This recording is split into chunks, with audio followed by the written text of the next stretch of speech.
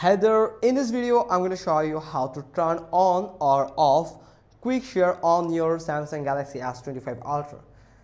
First you have to go to settings, then from here you will find connected devices, tap on it, and from here at the very beginning you will find quick share, and from here you can select share with Galaxy devices.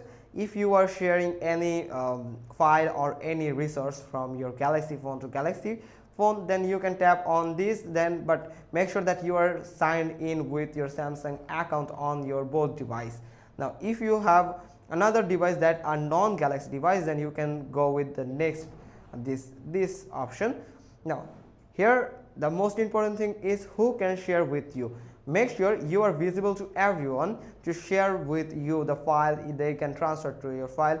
You can go with contact only, or you can use everyone, and then you will visible for only 10 minutes if you turn on this option, and if you turn off this, then you will be visible to everyone nearby you all the time. Now simply tap on done to turn on the quick share. Now you can just visible to everyone. Now here you can set your phone name, the screen name, and then here make sure this button is turned on, show available device on the share panel. Then you can allow sharing over internet if you want, so it will use Wi-Fi or mobile data instead for sharing files through the internet or over internet. Now you can find link share history from here, or you can only use your Wi-Fi for the sharing.